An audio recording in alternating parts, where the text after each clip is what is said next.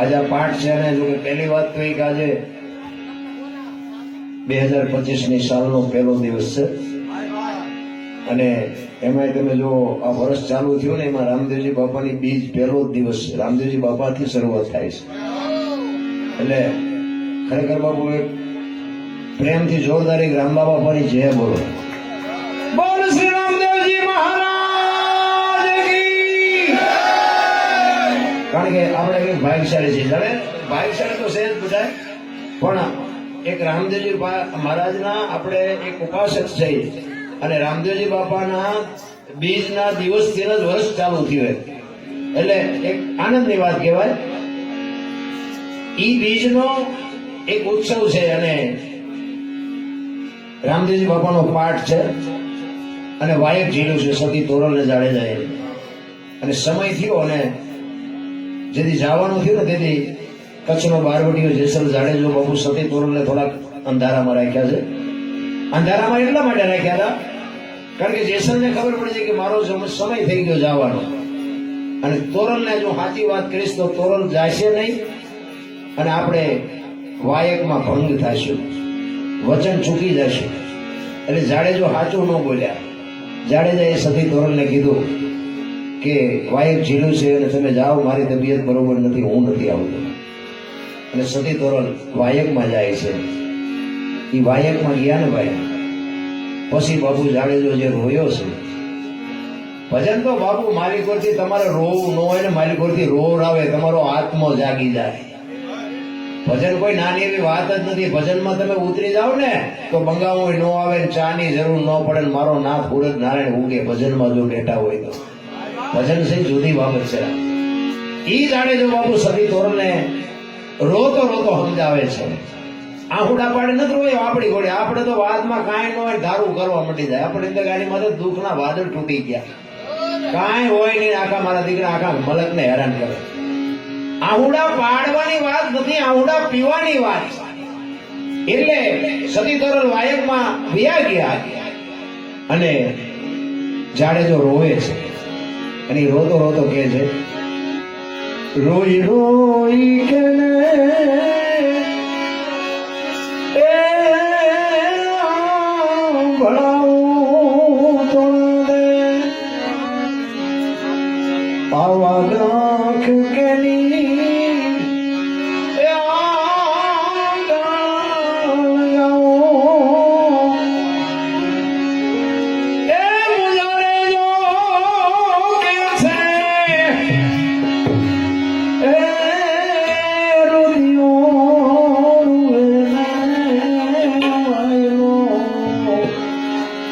રુદિયો રોવે અને માયલો ભીતર જલે. બાપુ આત્મો એનો હળવતો તો મારી ગો તોરલ તમે મને ન મળ્યા હોત તો મારી શું દશા થાય.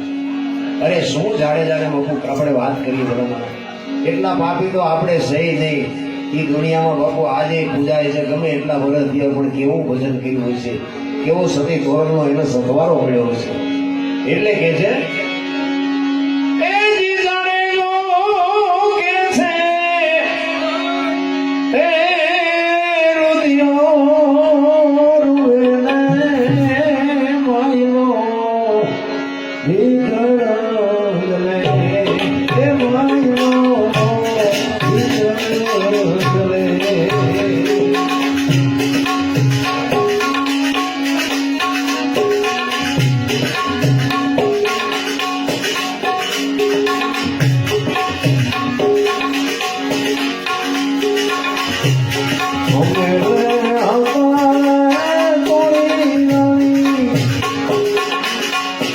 Oh,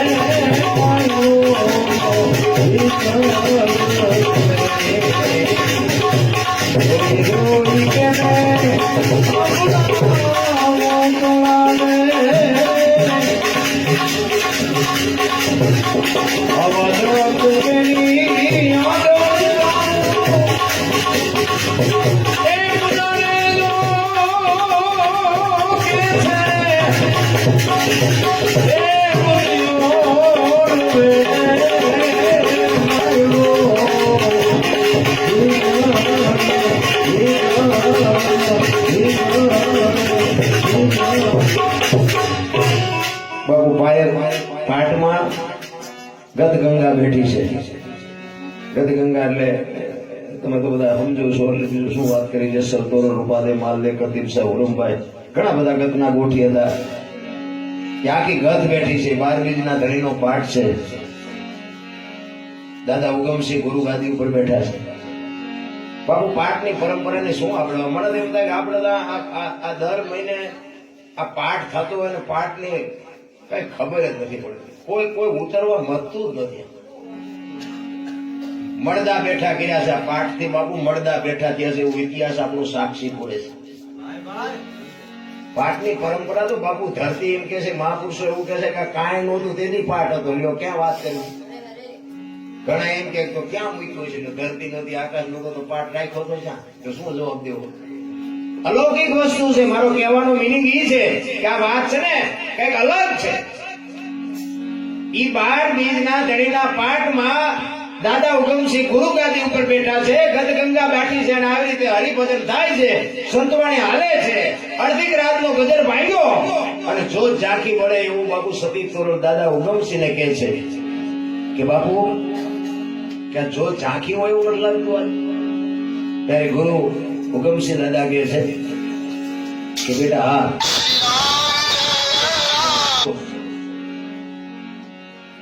કે આપણા ગતનો ગોઠી કોઈ બ્રહ્મમાં ભળે છે. આપણા ગતનો ગોઠી કોઈ બ્રહ્મમાં ભળે છે. આટલી વાત આ તોરલના કાનમાં પડે અને તોરલ ફરાટ લઈને બેઠા થઈ જાય. જેસલ જ હોય, બીજું કોઈ ન હોય. વિચાર કરજો. જેતા ભગત હોગા ત્યાં પાઠ હતો. અને બાપુ અંજારમાં જેસલ દાડે જો તો કોને કીધું છે ભજનની વાતો મારા રામ આઘી પડી છે. અત્યારે આ દુનિયા કે છે ને મોબાઈલ કોઈ ત્યાં સાંભળો નથી દોડા દે. આ સંતોએ ગોતીને રાખ્યું તો આ વિજ્ઞાને બજારમાં મૂક્યું બાકી હજારો વર્ષ પહેલા સંતો ગોતીને બેઠા છે. દુનિયામાં આ બજારમાં મૂક્યું એટલે વિજ્ઞાનને માણા માને છે.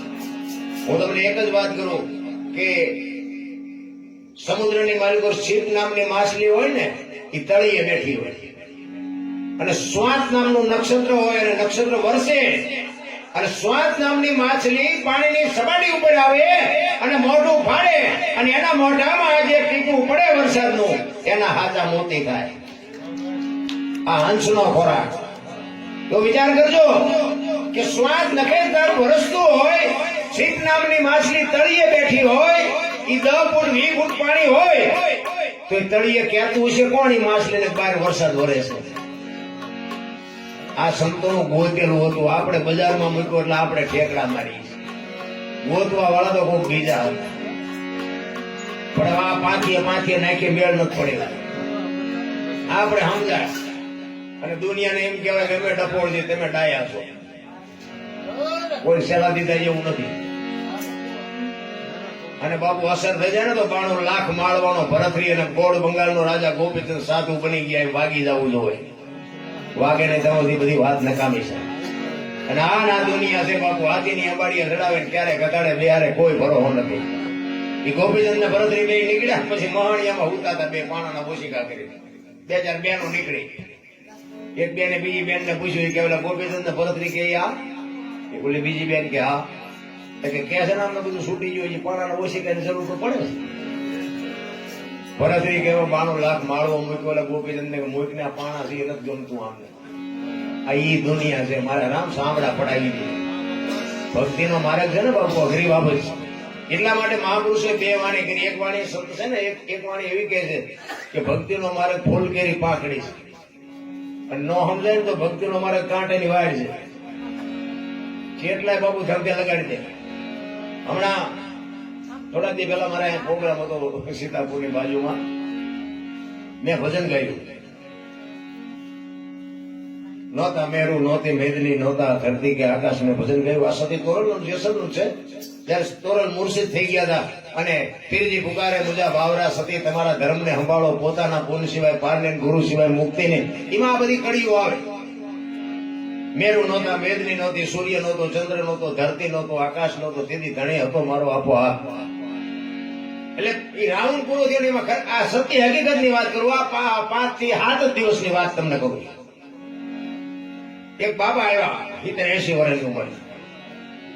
મને કે બાપુ એક તમને પ્રશ્ન કરું, તમને વાંધો નથી? ના ભાઈ કોને? મને શું વાંધો નથી? મને કે મને જવાબ આપો. મેં ભાઈ જો આવડતો એ થાય આપણે આમાં કઈ જાણતા નથી. જેસલ ને તોરલ થયા ત્યારે હું નહોતો. આ બધા કે છે એટલે કહું કારણ કે આમના કયો તરીકા કરે આવા તો કેટલા રખડે છે.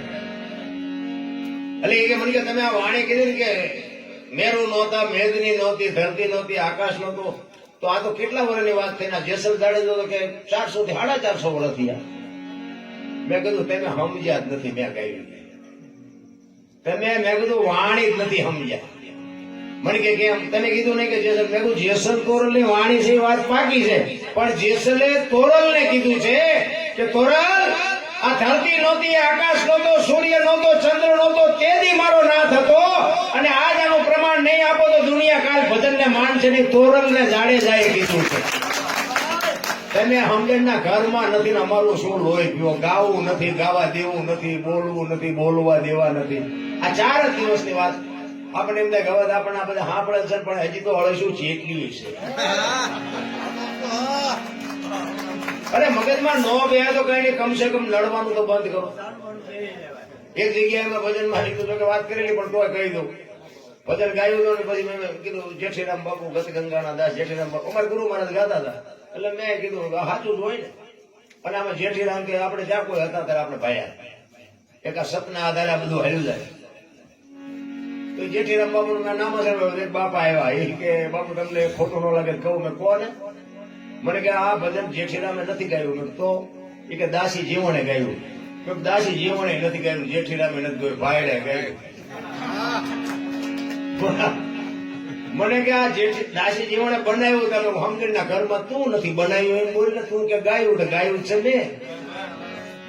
જો આ શબ્દની મારો કહેવાનો મિનિંગ એ છે. બાકી જેઠીરામ ને મેં નથી જોયા, ત્યાં નથી જોયા, દાસી જીવન ને કોઈ પણ ભજન શું કે છે ઈ પકડીને જેને ગાયું હોય ને ભજન શું કહેવા માંગે છે. આ વાણી મેં હમણાં વાત કરી ને કે પીરજી પુકારે મુજા ભાવરા સતી તમારા ધર્મ ને. જો બાપુ આપણો ધર્મ નથી બોલ્યા જેસલ, એક જ શબ્દની મારામારી હોય. બે ભેગા ભજન કરતા એમ ન કે આપણો ધર્મ સંભાળો એમ. સતી તમારા ધર્મ ને સંભાળો, પોતાના પુણ્ય સિવાય પાર નહીં, ગુરુ સિવાય મુક્તિ નહીં. અને આવડી આ જ વાણી સતી તોરલે જાડેજાને કરી હતી. ક્યાં? દરિયામાં હોડીમાં બેઠા હતા, હોડી મંડીને હલવા ત્યારે જાડેજાને તોરલે કીધું કે જાડેજા પાપના પોટલા તમારા હોય દરિયામાં ફગાવી દો. જો પુણ્ય તમે કઈક કર્યું દિયાદ કરો, મારું પુણ્ય તમારી પાસે કામમાં નહીં આવે. આ બાપુ જો સમજાય જાય ને તો કેડો પાર થઈ જાય. આ અમને તો ક્યાંક ક્યાંક હબાક આવે કે આવું ગુને. એટલા જ માટે દાદા ઉગમસિંહે કીધું ને કે આપણો ગતના ગોઠી કોક ભરે છે. બાપુ તોરલ ઉભા થઈ ગયા કે જેસલ જ હોય, બીજું કોઈ ન હોય. જેસલ ગામતરું કરી ગયા, મને અંધારામાં રાખ્યું.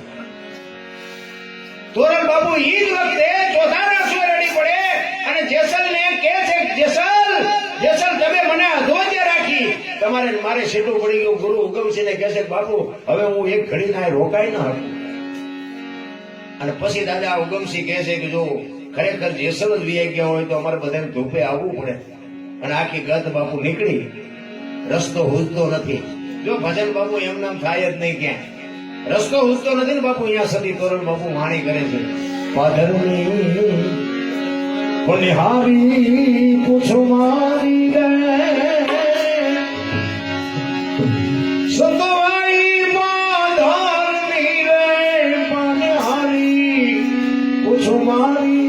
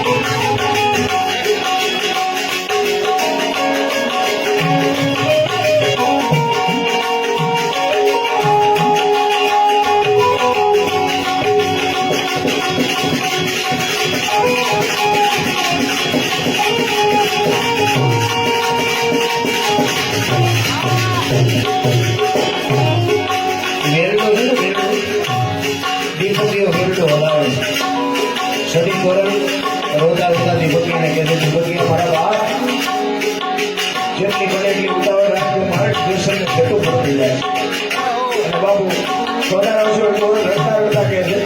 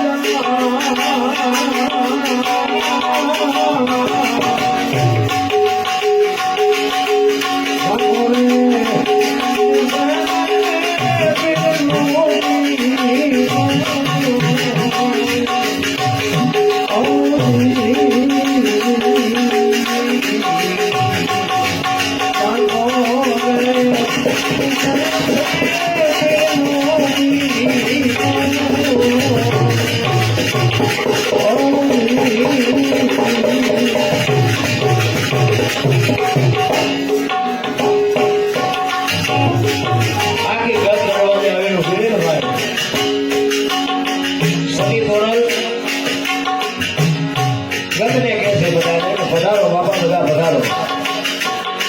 રોવે છે ઓરલને અહીંયા આવ્યો ખબર પડી કેસર ગામડું કરી ગયા. આખી ઘર પૂછે છે જેસરના બેહણા ક્યાં છે? હવે તોરલ ભાગી ભૂકો થઈ ગયા.